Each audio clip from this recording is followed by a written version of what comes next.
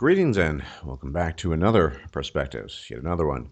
Today we are here with C.S. MGTOW, whom you all know, and many of you thought very highly of the Perspectives talk on Nigeria. In fact, to date, to my recollection, it remains probably the best attended and listened to perspectives of all of them. And I think there are a number of reasons.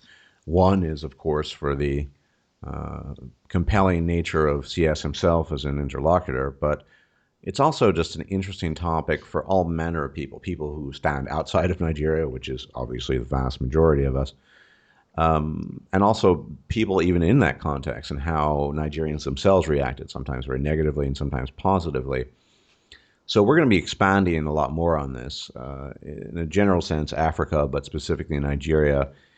And the idea behind this discussion is what can be done to essentially improve the society there. And there's some key things we'll be talking about, but I think I'm going to let CS take over. He is the Nigerian expert at hand, so thanks for being here. Thank you, Stardust. It's a real pleasure to join you again. And I guess after our first discussion on Nigeria, I received a lot of feedback, both privately and in the comments section of the video, from Nigerians, and it can kind of be roughly broken down into two broader types of feedback. And the first was, hey, I always saw this in our country, that is, the actual judicial killings, random violence, literally burning, setting people alight in the streets. But I never thought of it as a bad thing. I never thought of it as a good thing. But I just thought, hey, this is just how our country is. And the second school of thought out there was, how dare you discuss our country in a negative light? You're advocating recolonization, and shame on you. And of course, I have very, very little time for the second group. But I also, just before we kind of go into the discussion today, I also want to kind of just put out there that the idea that I'm advocating recolonization for Africa is not completely accurate. And what I mean by that is this. So do I support foreign leadership, let's say in Nigeria? Absolutely. But I also support foreign leadership in every single country. So, for myself, I'm purely about the outcomes. I'm very, very pragmatic. And, let's say, for example, the United States presidency, I see no reason why that's only open to persons from the United States. I mean, after all, the individual is in charge of the largest, most effective military in the world. And we need to have the smartest person and the most capable individual, irrespective of where that person comes from, whether they happen to be from Hong Kong or Japan or Mexico or Venezuela or the United Kingdom.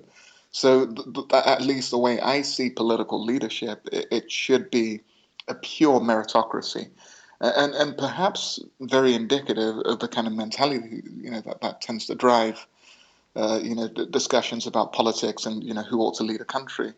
We ought to consider, for example, that in a nation of, let's say, 300 million people, let's say in the US, that one of the individuals running for office is, let's say Donald Trump, who quite honestly isn't particularly bright. There's no reason why, let's say, if Tony Blair did if we agree he did a great job in the UK, why Tony Blair shouldn't then be able to go and run for US presidency. So I don't uniquely support, recolonization. I'm simply for getting the best candidate for political office, uh, irrespective of country and irrespective of where this candidate happens to come from. Yeah, yeah. And I think, I guess it's sort of anecdotal and not exactly the same thing. And we can be very critical of how the banking industry is run, and particularly how central banks operate. But the United Kingdom recruited a Canadian to run the English central bank. Absolutely, So, Mr. Mark Carney. right, right. And in fact, he helped create a huge property bubble in Canada, and true to form, he's doing the same in London. So it Well, does show that. well, yes, I wasn't endorsing the Oh, no, no, banksters. I for was just sure. saying, well, it's an example of someone who's been employed sort of transnationally, but I, I'm I don't think the central banking operations are particularly great, but at least the idea behind it, I suppose. Agreed, but I guess on some level it does show that skill sets are transferable, right? So Right. he's kind of doing what he does best wherever he goes. Inflating and ruining the economy. And that's all what this pretty much everything that's just economic policy and has been for decades. But yeah, For sure. uh, well, but getting back to the matter at hand now, we just talked about this, and I think this is the major issue is corruption. And by corruption, we can use the term corruption in the sense that it encompasses violence. It encompasses venality in jurisprudence and the constabulary and just basically what we understand corruption to be: bribery, white collar crime, blue collar crime, all these things. And one suggestion that's been made is the idea of a foreign governance, which you've just sort of endorsed, and I probably would endorse it as well, because the major issue, say in Nigeria, it seems, is that violence, is that corruption. But there's another angle to that. So I guess, which is intelligence or IQ, in as much as it's related to intelligence. So there got, I guess, two angles here. Maybe you can expand upon that. Oh, for sure. And corruption seems to be the number one issue in Nigeria. And of course, as you've pointed out, Stardust, it's all of the other things that goes along with, having just endemic levels of corruption in a society, the violence, the extrajudicial killings. So Nigeria currently ranks 136 out of 176 countries in terms of corruption, and I mean, so it's one of the most corrupt countries in the world. And in terms of the corruption percentage, perception index, 85% of Nigerians surveyed believe corruption has increased from 2011 to 2013. And just before we kind of go into the rest of the data here, I mean, having personally lived in Nigeria, it is incredibly corrupt. It's one of the few countries where you can possibly if you have enough money, pay for an individual to go to jail for you. You can kill if you're wealthy enough, you can get away with murder quite literally. Mm. Well, So I mean, and even the process of justice, as you've told me many times, if you have a burglar, the best way to proceed is to shoot him in the chest with a shotgun and dump his body on the road, isn't it? absolutely, I mean, you won't be queried if you're wealthy. Mm. So in terms of tackling corruption, a lot of solutions have been proposed over the years, and quite understandably, they've all failed. So we've experimented, and I don't just mean in Nigeria, just across countries that are corrupt, Mm. whether it's Bangladesh or Pakistan, India, Nigeria. We've experimented with various forms of government, ranging from military to democratically elected. We've tried increasing transparency. That hasn't helped. And different regimes come in, different individuals come in. I mean, in this talking about this, I mean, the current president of Nigeria is Muhammadu Buhari, Buhari, yes. right? I would imagine he's just as corrupt as anyone else. I haven't studied him in great detail, but For sure. Well, I wouldn't suggest that he himself is as corrupt as, let's say, Abacha or Babangida before. So even if he is slightly less kind of venal and nepotic, the overall administration, the overall running of the country. So the corruption in Nigeria, and I guess in most other corrupt countries, doesn't kind of start from the top down. It's very, very much kind of bottom up corruption. mm, So it's when you're walking down the road and the police officer takes a bribe off you. It's where your teacher in school, in primary school, demands a bribe off you to give you better grades. It's just that kind of top up. I'm sorry, but bottom up corruption, which really is epidemic across the country. So it almost doesn't matter who's the president in that kind of scenario, whether the president promises to crack down on corruption Because there's no or fundamental not. change to the system or the Absolutely. populace for that matter. Absolutely. That police officer will still gun you down if you don't give a bribe, and his colleagues will cover it up. So it really, I guess on some level, it doesn't matter what the leadership decide to do in terms of waging a war on corruption. And work by, for example, Transparency International and Lynn and who published a really excellent report in 2010, and Lynn and Vahan in 2016 showed that there's a very, very strong correlation between IQ and corruption. And what we notice, for example, when we look at the available data, is that the most high IQ countries in the world, the likes of Singapore, Hong Kong, Japan, Korea, Taiwan, are the least corrupt countries. And the lowest IQ countries in the world, the likes of Kenya, Nigeria, Botswana, they have the highest levels of corruption. And it's really very, very strongly correlated. And it's part of the reason why I argue that we cannot deal with corruption in my country unless we tackle the kind of root cause of corruption, which is just the 84 IQ level, and the fact that countries which have anything lower than that just tend to be just offensively corrupt. Yeah, yeah. Well, it's a I think singular, but there is that Danish researcher, whose name I can't recall at the moment, who suggested that functional democracy, whatever that means, requires about a 90 or so IQ, and he posited that that was one of the reasons why the Arab uprising, the Arab Spring, sort of failed in large. But no, I believe so, and the evidence is very, very clear there.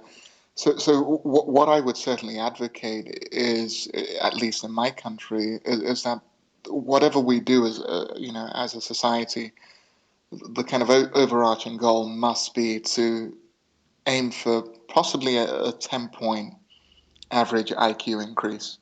hmm. If we can get to the 95 level, or even better, if we could get to the 100 IQ level, we won't have to tackle corruption. Corruption will naturally go away. It makes a lot of sense. Uh, in high IQ countries, the forms of government and leadership that come from the bottom up demand that it's a meritocracy. It would simply not be, sorry, it simply would not be acceptable in the UK for the prime minister to simply appoint his wife as the head of the let's say foreign ministry, Hmm. having no experience. In parts of the world where you have very, very low IQ, it's just all about that network of you So know you're it, suggesting that low IQ and nepotism then are correlated. Well, I absolutely, suppose that which is just a form of tribalism. You've abs- described Nigeria as being very split by tribal identities. I mean, nominally you're part of the. I know you don't attribute a lot of importance to it, but you're part of the Yoruba tribe. Then yes. they're the Hausa, and then they're the Igbo. Oh, the Igbo, Right, yes, and none of these guys like each other, right? yes, but I guess there are various degrees of dislike. So the because of the pretty brutal civil war fought, and just the repeated military dictatorships by members of the Hausa tribes, there's a lot of resentment towards the Hausa, and then of course we also Current have. president is Hausa, yes. Yes, yes, that's correct. And then, of course, in addition, we also have the split of the country along religious lines as well. In So, the so it's north, it's Islamic, and in the south, it's Christian. yes, predominantly Christian. So the kind of middle belt countries where or the kind of tribes where it's maybe half Christian, half Muslim, that they tend to be just incredibly violent regions, just outrageously so. So the government needs to take very, very drastic steps ahead of anything else, in my opinion, to just get the IQ, the average IQ level up 10 points, or if possible, 15 points. And I don't think that is out of the realms of possibility. I think 15 might be. I mean, 15 might be, yes. nutritional deficiencies can be corrected for. I think you could get a 10 point increase. Even Richard Lynn has conceded this. So yeah, you might be able to get then a bit of a 94 average, which probably would have a overall, obviously, a positive net effect. For, for, I'm a bit skeptical about through nutritional and environmental means raising IQ beyond 10 points based on the information I've looked at. for sure. If we kind of look at it, so if we separate all of the tools we have available to us into maybe four different camps. So obviously the micronutrients. Very specific micronutrients such as, let's say, fighting iodine deficiency. Yeah. That would be huge. Preventing infectious diseases. I mean, work by Thornhill in 2011 looked at the prevalence of infectious diseases across just various states and found this, it had a lowering effect on IQ. And it does make a lot of sense, perhaps from an epigenetic standpoint. A developing human brain has a lot of difficulty, fighting off infectious diseases and at the same time performing, metabolically, costly tasks. So, preventing infectious diseases, whether it's malaria, yellow fever, uh, you know, um, cholera, uh, possibly outlawing inbreeding, which is Yeah, rife. well, I'm actually working on a video that I'm almost done with on the consequences of essentially inbreeding consanguineous unions. I will be talking more about it in the video, but there's strong evidence, apart from obvious physical illnesses and what have you, that there can be severe cognitive impairment as well. None of the studies talk specifically about IQ, but for example, in the Middle East, where you have very high degrees of consanguinity, sometimes close to 50%, you see a retardation of reading and writing and basic numeracy. And this almost certainly has something to do with that. And then you combine that with Islam, and you get what we have these days. But I think that would probably be a good idea. And there's some complexities in the degree of relatedness. It's actually referred to as the coefficient of relationship. I'll be talking more about that in the video, but that certainly would be helpful. But I mean, there are some overarching problems here, right? Because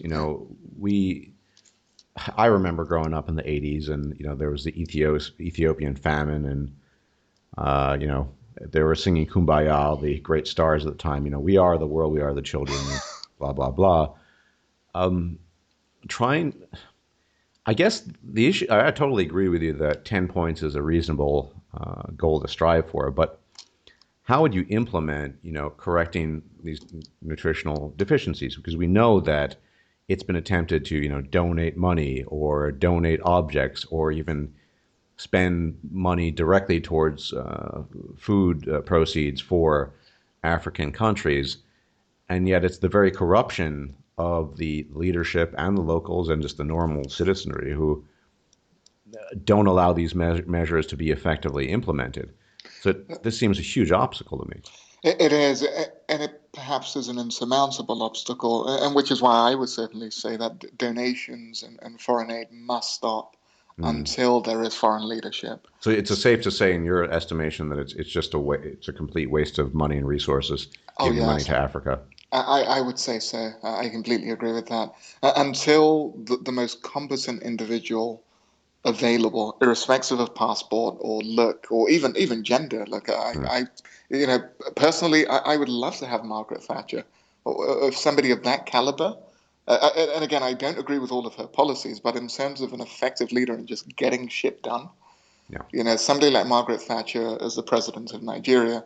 So until that kind of individual's in power, I think any money spent on aid, and it's every once in a while I'll see like an ad on TV, at my gym where there's a television, that these people are struggling in this country, send money quick. And I just think, well, and there's like a little kid, this kid is, hasn't eaten in 3 days. Well, All it don't, is don't, virtue signaling. It's oh, funny that absolutely.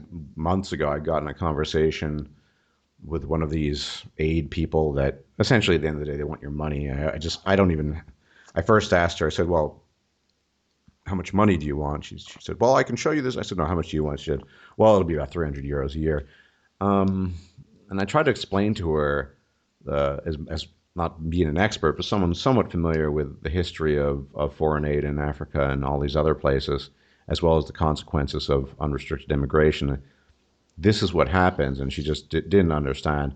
I think people are in the West are a little bit lost in the whole virtue signaling thing, and there is that sort of historical obstacle, if you want to call it that, the idea of foreign governance, the idea of, whoever it might be, some sort of Margaret Thatcher clone or a Ban Ki-moon or whatever coming in saying, well, all the people in the government are going to be foreign. They're all going to be much smarter than the local population because that's what's necessary to, at least for a transitional period, even if that might be a couple of decades, to get things going in the right direction. You're going to hear, well, you just want to, colonialism. You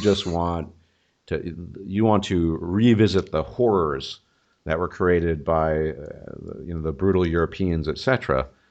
But I think we overlook some of the horrors created by the native population, which you were telling me about. Maybe you could, talk to the audience a little bit more about, say, the history of slavery there. Oh yes, absolutely. It's I guess the dialogue that I have because I have a lot of black friends, and there was a particular gentleman that I've known for years. He's a very nice guy, and we're family friends actually. And one of his big things, he's a black nationalist, is he's really upset at white people for slavery.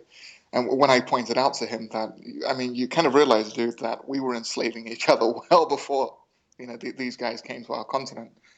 He said, well, but they continued it. It's like, well, yeah, but every part of the world has had slavery. I mean, it's for all intents and purposes an economic system, a very poor one that tends to happen before societies industrialize. And then I pointed out, well, that the British went out of their way at severe financial cost to themselves um, to end slavery, not just the cost of freeing slaves and compensating slave owners, but actually putting the lives of their military men on the line for this purpose, against the I guess entrenched practices in the world at the time. He said, well, he just doesn't care. In his mind, white people are uniquely responsible for Whitey slavery. bad, blacky good. Exactly. Well, in the first talk in Nigeria, you talked about a kind of a form of slavery that still exists, kind of, I guess, a type of indentured servitude where you sort of sell I guess, your services as a person to a wealthier person. That person then has absolute power over you, but will, if provided you, I don't know, you provide the services, so cleaning, sexual, I don't know. The person presumably will give you, food, shelter, and a bed to sleep in. Oh, yes, that's still very prevalent. And a lot of poor persons literally have to put their children in those kind of situations. So they'll have a bunch of kids. There's just no money to actually look after those kids. So they'll just find a local wealthy person and just hand the kids over. And those kids are, for all intents and purposes, that person's property. And that I think, for all of the naysayers out there who say, you just want, recolonialization, we are so out of step as a country with what is an ideal way to run a society, and things are not improving. I mean, I came back from Nigeria about 12 days ago or so. Things have probably gone backwards from when I last visited the place, and things like we're going to be left behind. And so maybe the question I would ask these guys is, are you content for us to keep on doing what we've been doing for the next 200 years, as long as there's a black face on our, Naira notes? Or do we actually at one point realize that we have genuine problems and we need to take real steps to actually sort them out? And part of that may be simply saying, hey, look, no more aid money until we have credible leadership, an incredibly high IQ team probably brought it. Honestly, I don't care what these individuals look like or what country they're from or what gender or what, even gender they identify as long as they're competent to do the job and, you know, tackle inflation, end the religious violence, end the corruption. It seems to That's really be all I care on about. a societal scale. I mean, people might think this not the best analogy, but if you have appendicitis, or a couple of years back, I had a benign tumor. I can't take care of that on my own. I can't cut Mhm. the tumor out on my own. If you have some skin dermatological issue, you have to see a doctor. And it seems to me that all the evidence points to Nigeria and many other places in Africa as being not in a position to help themselves. They're effectively people who are ill in need of medical aid, albeit economically and socially, civilizationally speaking.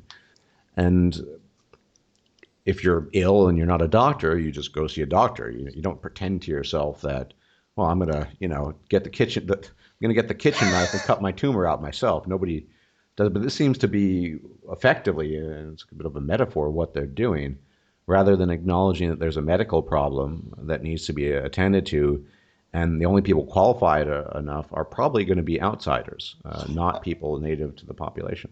I agree. I agree. And possibly the role for, let's say, the last president of Nigeria, maybe to then select or interview, individuals who are going to come and take his or her role in the country. So maybe we elect somebody who then, so we say, okay, well, you're now the president, and you have 6 months to hire an individual who, from abroad, who will then choose their own cabinet and replace you.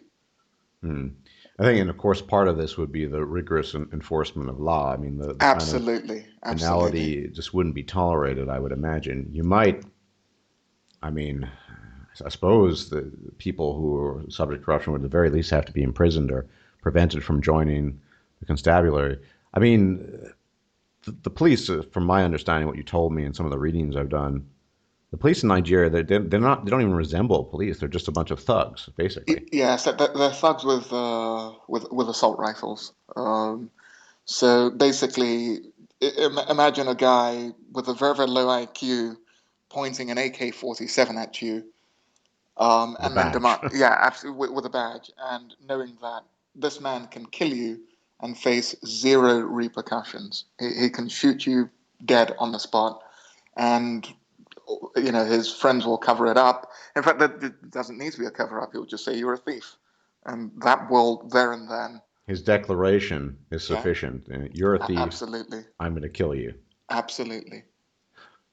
Yeah, and I think this is the thing that a lot of these people who've really got lost in the sort of saccharine emotionality of just let's send the poor Africans some food and some high heels in some cases. I don't know what good they.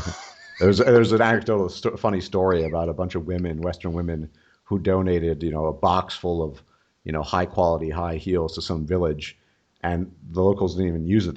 What use do we have for this? So I guess they were trying to promote hypergamy. yeah, so I suppose, but that they don't understand that kind of thing. I've been my most of my visits in Africa were in Eastern Africa, so it was a time when things were a bit more stable, but you still saw things, and I've read up on things, and particularly interested in Rhodesia and what happened there, and mm, Well, aid in Africa exacerbates a lot of the problems. So for example, if you take, let's say, a really, really poor village where I come from, in the Yoruba part of the country, and all of a sudden you maybe build something and you hand people a load of aid.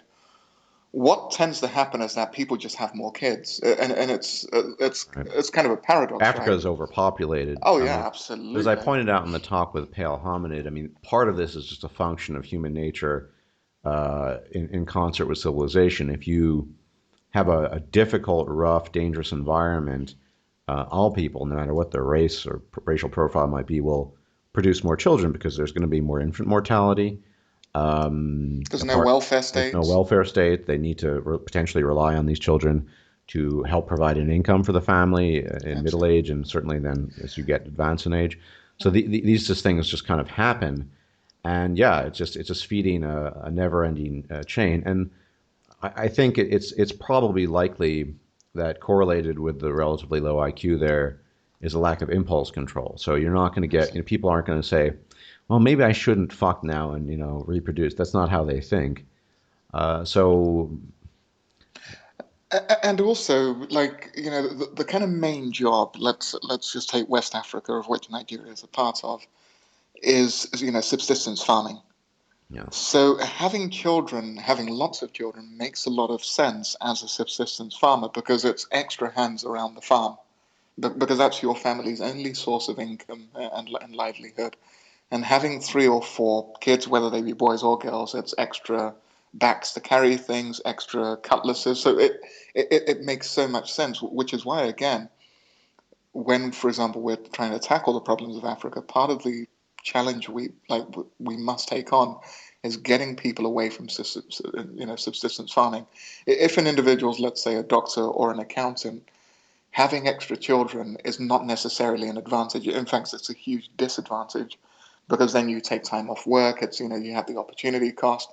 So part of the kind of process that Africa must undergo is getting people away from the traditional jobs that we've always had, which is subsistence farming. And it's interesting you bring this up because maybe it might be time to talk about Chinese investment, which is for the last couple of years been pretty massive. I mean, they're the country, to the best of my knowledge, that has invested the most in Africa in recent years. Now, Adam Jensen, we know, suggested that a lot of these issues might correct themselves just through economic prosperity, through investment and what have you. I'm curious what your view of that is. I mean, has been growth in some African countries, and with economic growth, you generally get better access to nutrition because you can afford it. And I mean, maybe this could be a means, long term at least, of addressing these problems. I believe that the economic investment from the Chinese is most certainly welcome, extremely positive. So it's a very, very good thing. Mm. However, I don't believe it's going to improve the country as a whole because of it's the type of capital or it's the nature of capital. Capital is very, very mobile. So now, of course, let's say if I build a mine in Ghana, I don't have that mobility. So for sure that is granted. But capital is very, very mobile. Africa at the moment, for a number of reasons, is the hot place. So whatever gains are made in terms of let's say nutrition and better education, very, very specifically around those communities where a mine is built or a lumber yard is built, will be lost very, very quickly when the capital takes flight. So let's say, for example, that mine is exhausted in 15 years, then the owners of the mine will simply abandon it and go elsewhere. And again, I don't think that's a bad thing. That's just the nature of the world we live in. What we need to tackle Africa's problems is to increase the general IQ over the long term. And Chinese investment, it simply isn't geared up to doing that. It's there to make a profit, which again, I It's think is a very, primarily exploitative. I mean, I've seen some documentaries about Chinese mines and investment, and what they end up doing in some cases, it seems, is they'll have their own mining operation. They'll pay off the locals, bribe them. They're not employing local Africans usually. precisely, absolutely. So I wasn't entirely convinced, and I haven't seen all the data or the things that Adam Jensen was talking about, but I just not very convinced that just over time things will sort of fix themselves. But I might be wrong about that.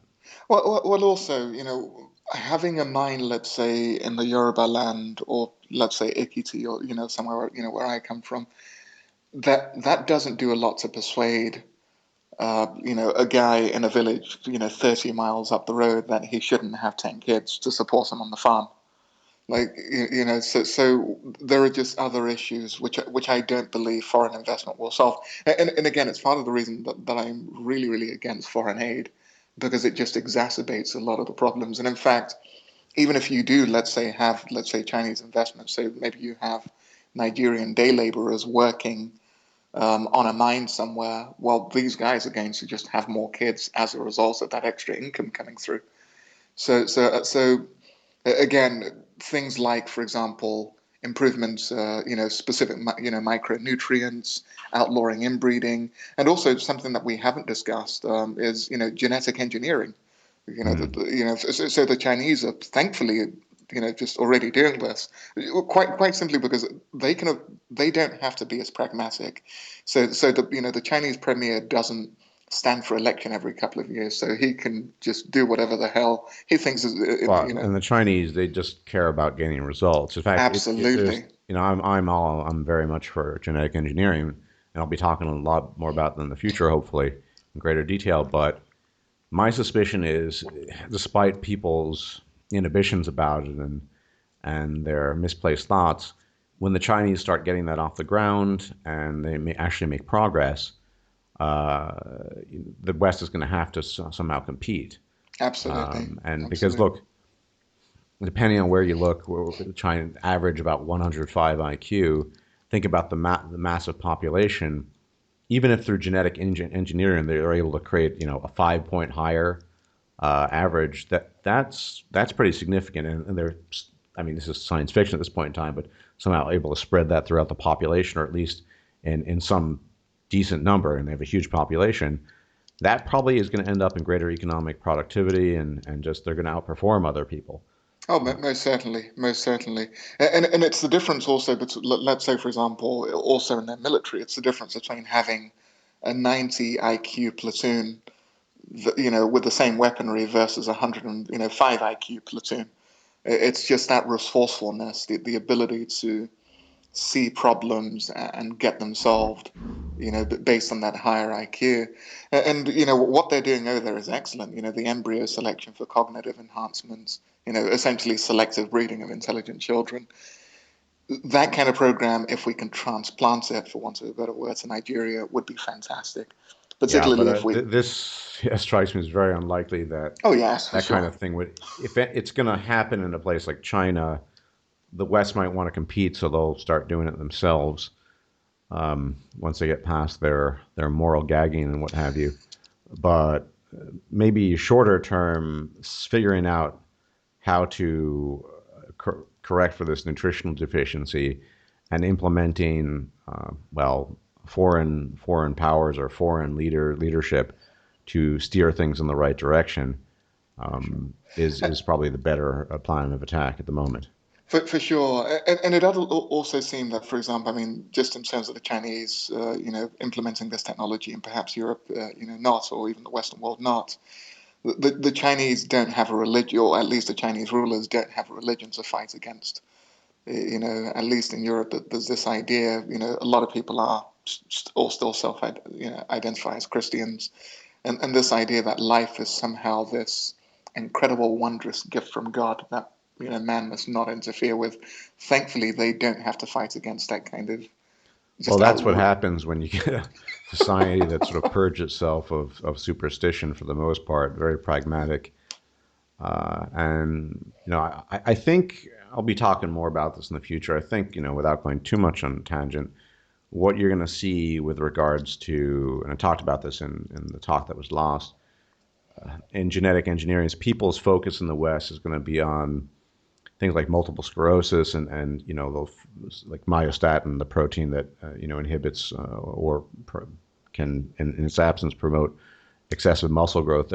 Fixing neuromuscular conditions, and eventually, over time, it'll get to that next thing. But I fear that Africa will be the very last recipient of that Yes, kind of technology. yes. Well, it's likely that even if the technology is readily available, we will fight against it the most vehemently, just simply because most people are religious over there, Yeah, incredibly so. So that there are well, just so dumb many dumb issues. people tend to be religious, so Yes, absolutely. So again, and just kind of going back to that, I think there's a lot that can be done, even today, for a 10-point IQ increase over, let's say, a couple of decades or so. yeah. The But you would micronutrient. need the right governance infrastructure in place to allow for that to happen. Precisely, precisely. And without the leadership in place, we will never have it. That's why, on some levels, I'm positive that change can be made, but I don't think it will be made. Mm. Now, I'm just curious because you would listen to the talk with Pal Hominid, and this notion. I mean, we were in agreement that in a meritocracy, the best people, wherever they're from or whatever they might be, should be uh, running the place. In this case, these black nationalists. I mean, I would imagine they would be opposed to that on what the principle that only fellow Nigeria. I mean, it's. I guess my question is in Nigeria because of the tribal loyalties. I mean, there's no such thing, I guess, as a Nigerian, right? There's a Yoruba, there's a Hausa, there's an Igbo, and nobody looks at each other really the same way. Oh, absolutely, absolutely, and that perhaps is the cause of so much mistrust Right. between just the average, individual of, just walking down the road, is that that isn't a Nigerian, it's a Hausa man, or he's Igbo, or he's Igbo, or he's, Fulani, or he's Yoruba. Even within the Yoruba, there's just a tremendous amount of mistrust. He's from Ekiti, and no, he's from So Oyo. this seems very similar to the problem of sort of pan-white nationalism in Europe, where you have all these different countries and different origins, and everyone's got light skin, but that's pretty much it. Whereas in Nigeria, everyone's got dark skin, but that's pretty much it. Absolutely. Well, you can even tell where somebody's from almost immediately just by their tribal marks. A lot of individuals still have tribal markings across the face, I see. so you can see immediately, oh, he's from there, and just the kind of instant hostility that goes along with that, or just the type of Yoruba they speak. It's not a kind of single overarching language. There are multiple dialects, and just the way they pronounce words, and just the hostility goes up. So again, looking at the way we're set up, looking at human nature for that, in-group preference, foreign leadership sounds a very, very good idea. And of course, the black nationalists will just consider it to be just, I guess, an anathema, just a terrible thing. This mustn't happen, and we can govern ourselves. Well, we haven't done a very good job so far, and that doesn't look like changing. So again, do we want results, or do we want someone who looks like us? It seems like we can't have both. Yeah. Well, I'm not myself. I'm not really big on the you got to look like me or not look like me. I want to see results, and I didn't get to expand too much on this, but I think it is relevant. This idea that I mean, the reason, for example, why the NBA is just I would guess a multi-billion-dollar industry, perhaps. I don't know exact what their exact income is as an industry, but I mean, people pay to see the best. Yeah, Artificially, putting in people who aren't the best is going to make people less inclined to support it. I think this is just kind of universally the case. And long term, as I said in the talk with Pale Hominid, this focus on the petty tribal. I mean, what different? Let's say you're really invested in green and blue eyes and blonde and red hair. Well, let's say there's you know an asteroid collision and human civilization dies in 1,000 years. Nothing's going to be left. These will be the least of your concerns, and the same is true. Black nationalists. We need to get to the point where people can surpass their myopia about things, which is essentially based on just sort of, I just need to feel good about myself. And this is particularly true of Africa, and in the case of Nigeria, there's so many mineral resources there. And it would be far better to have a highly intelligent African population long term that can make use of this stuff. And yeah, I mean, I don't know what the scientist participation like is in CERN, but I would assume you have almost no Africans there. I would assume in the CERN project, but get to a point where you get the same level of participation. I think it's in all of our interest long term and to think about these things and figure out a way of enhancing human beings because we're going to have to figure out a way to get out of our inevitable extinction long term. And I'm not talking about the extinction of X race or white race or black whatever. Our time here is absolutely finite. yeah, It's on scale of probability. Every day that passes, it becomes more and more likely. And I fear the best case scenario, if the human civilization does survive, will be going back to the Stone Age with people just scrapping it out and just going back to the brutal ways of old. I exactly. just, yeah. Well, I guess my contention also with the black nationalists is that if they truly want to have, a black country, or whatever that even means, but what they consider to be a black country, let's say like my country of Nigeria, make a meaningful impact on the world, we can't do that with an average IQ of 84. Well, So they would that's the thing, contend right? that that doesn't mean anything. But if we're to actually impact the world in terms of either developing, medicines, or innovative science, or helping making a contribution towards humanity in some way, we need to get smarter. We need more, 120, 130, IQ persons. And the only way to produce that is to increase the overall IQ so that we then have, we're at a standard deviation high enough to have that sort of outlier.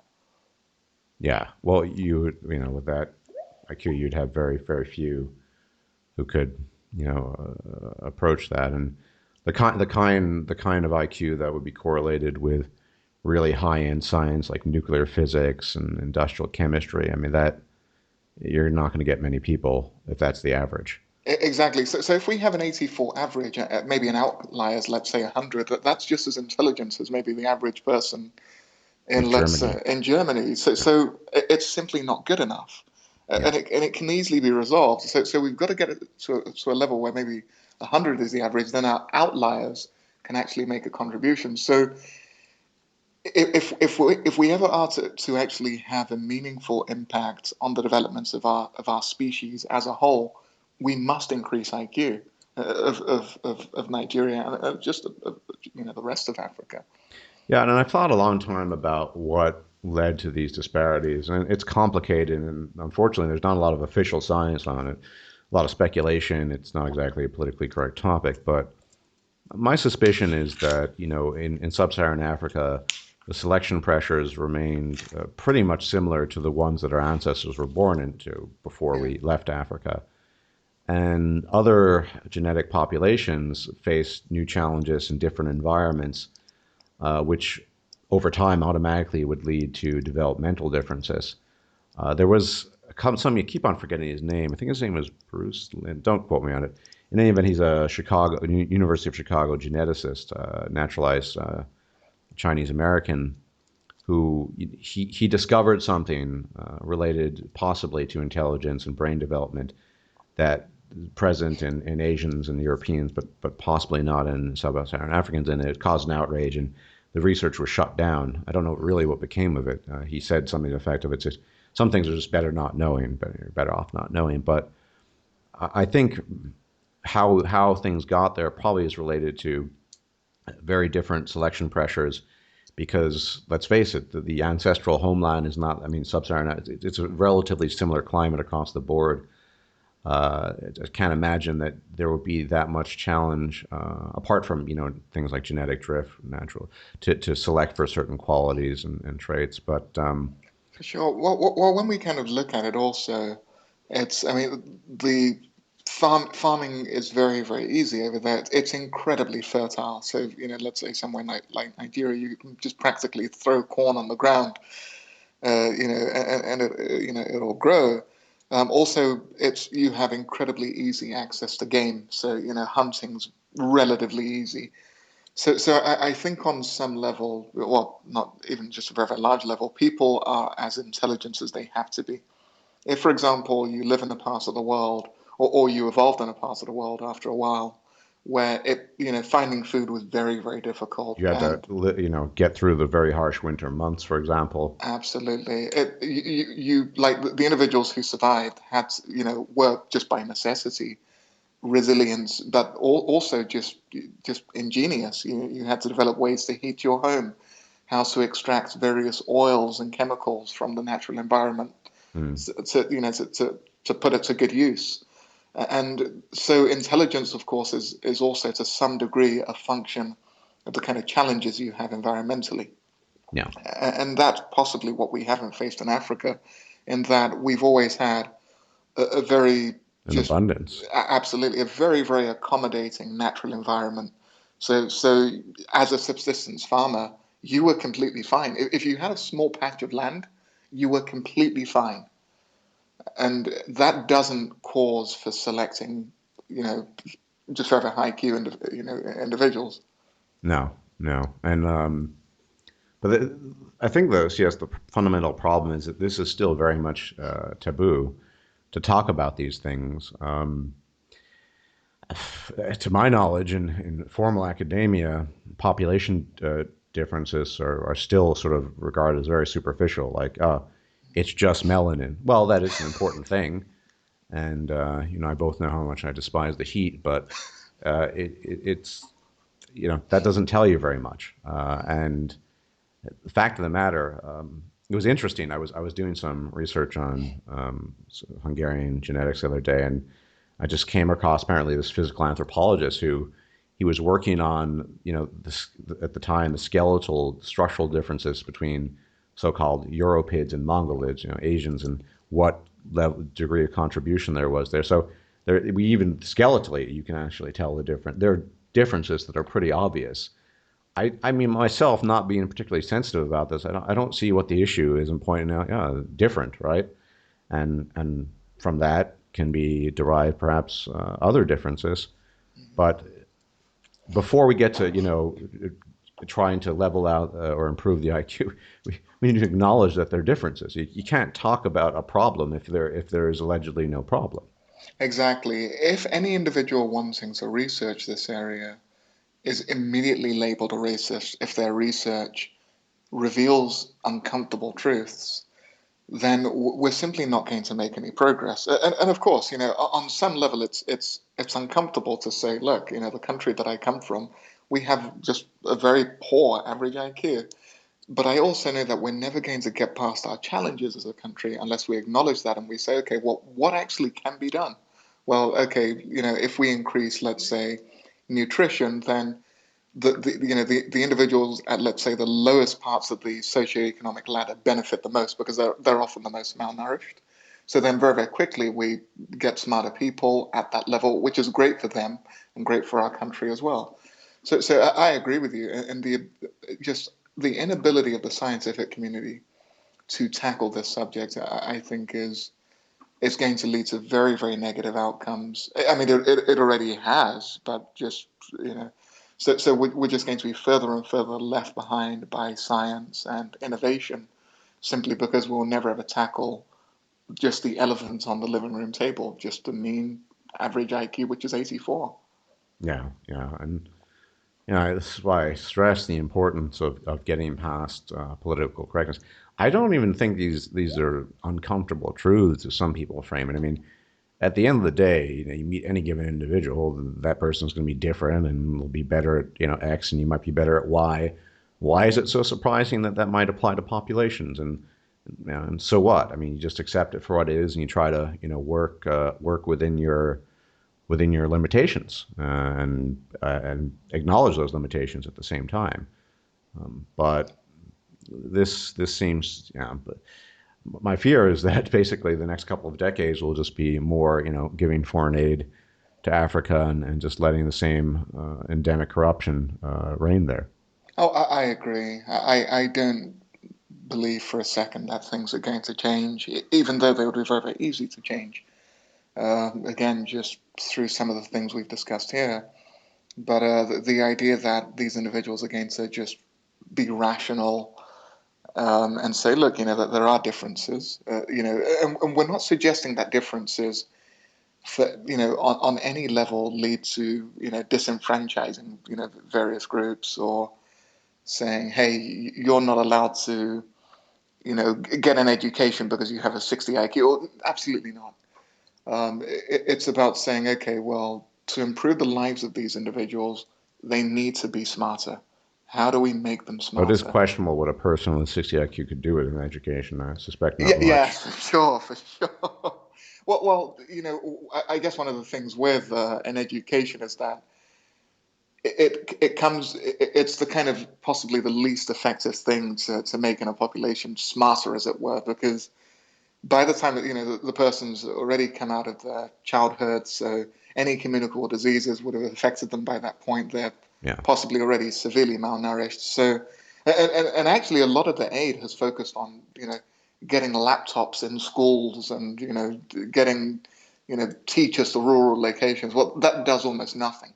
It does almost it's so frustrating because I see this stuff again. We're going to be building 60 schools in some village in, let's say, Kenya that doesn't do anything, because all of the challenges or all of the things that would have possibly permanently regress the capacity for increased intelligence, like, the ship has sailed by that point. Well, the first thing would have been that the parents are better nourished, and then the second thing would be maybe selecting the embryo for cognitive ability. Well, that's gone, and then maybe further down the line after birth, preventing communicable diseases and increasing the kind of micronutrients available. Well, that window's gone as well. So education doesn't actually do a whole lot. Otherwise, I mean, we'll be running around with high IQ individuals the world over. But that isn't the case, of course. Yeah, yeah, yeah. I guess it is very frustrating knowing that there are potentially quite plausible solutions, but no one is willing to implement them. And we're not talking about, engaging in horrible crimes like, genocide and violence. We're just saying, well, these places need foreign leadership, clearly, that's more capable, that's more intelligent, that knows how to govern, where governance is accepted and enforced. I mean, I don't see why that is just this abomination. Exactly. Well, actually, just in terms of what you said there, and I do agree with you, but when we kind of look at the flip side of things, the fact that we're ignoring all of the very, very easy to implement things, in the long run, it actually does lead to environments where we have genocide and also just the contempt for these individuals. Look at those dumb, fucks over there. Their IQs are so low they can barely get XYZ right. So unless we tackle those issues, the kind of contempt or that attitude of contempt which the black nationalists, point out, that won't go away. It's for example, why aren't the, let's say, white nationalists pointing at the Japanese? Well, because the Japanese are actually very, very high IQ and they're getting by just fine. Mm. So my kind of message to the black nationalists out there is, look, if we want to help Africa, we have to look at these issues and take some hard decisions, and that includes many of the things we've discussed on this call. Otherwise, well, quite simply, we're going to, you know, that's going to be a fact of life for hundreds of years to come. I don't see it changing. Yeah, yeah, that's yeah, it's fairly depressing. I mean, something I've thought about quite a bit. Not being African myself, but still, I am uh, at least intellectually invested in the idea that we just need more smart people in the world to do Agreed. things and to because yeah, it's pretty depressing. But look, at least there's a platform to discuss these things, and I imagine we'll probably encounter a bit of vitriol and accusations. It's some people want to hear what they want to hear, and that'll always be the case. Exactly. And some people are not interested in the outcomes. What they're interested in is appearance. So for them, whether humanity perishes just doesn't As long matter as as long as they can have their quote unquote black and quote unquote white communities, or the absolutely. African queens with the black men and the blonde and blue eyed women with to the northwestern European. I mean, that's all great until that an asteroid comes plummeting down on Earth and it's all over. But hey, Exactly. it just this kind of myopia I can't really relate to. Same here. I just find it incredible because the asteroid will hit while his white or black girlfriend is pushing out, sorry, pushing about, the four kids in the pram. Like, we are just you know, probability is that we're fucked. Yeah, and I You have know, to work with that. I still, as many of my subs, I have to move soon, but I don't know when I'm going to actually get this longer video done, effectively Escape Velocity 2.0. But I want to talk about in great depth the different outcomes in relation to extinction events, and the facts of the matter is, I hate to say it, we're almost certainly not going to make it, but that's not going yeah. to stop me from making suggestions on how we might make it. And I don't think we're going to make it by resorting to petty tribalism. People say, well, it worked before. All luck, all chance, a combination of random events. The time is coming where we can't rely on the randomness of the cosmos and its non existent benevolence to somehow shuttle us through the next couple of centuries. We're at a critical juncture now where we know of the forthcoming extinction that awaits us, and I'm talking about the human species, not blacks or whites or whatever. And that stuff might be great to make you feel good in the short term during your lifetime even, and maybe that's all you need. But we need to have a grander vision than talking about these things. On the other hand, and I think this is what CS and I are trying to do, is that it is important to talk about these genetic differences, because only then can we start fixing the problem. The problem is almost entirely a problem of intelligence. We need more smart people working on these problems, and focusing on some of this ideological stuff I see as a hindrance. So Agreed. whether Agreed. black, white, whatever, you having a glorious all Anglo-Saxon white Britain, I severely doubt is going to lend itself necessarily to escape velocity and averting the next catastrophic disaster that befalls the planet. But I think I've said enough on that. So, No, I agree with you. And again, we have to make a value judgment. Do we want everyone to look like us, or do we want the person leading us to have our skin color, or do we want the most competent person for that role? yeah. And for me, it's simply about outcomes. I want Yeah, the most I'm competent. about outcomes too. I think that's why, when I was talking to libertarian realists, the same thing. I just, if it turned out that 90% of the different science departments are just, East Asians, who cares? If they're the most qualified, that's great. Exactly, This doesn't exactly. mean, so, yeah, I think we've said pretty much all we can say on the topic. Any final thoughts? No, other than it's been a real pleasure. Thank you again, Stardust. Always a pleasure to talk to you as well. Thank you. And I'll be posting some of the links to some studies referenced in the low bar, so you can go and check that out. Thank you. Everyone, thanks for tuning in. If you liked this video, please like, share, and subscribe. And if you enjoy my content, please consider making a donation or becoming a patron. Thanks for watching.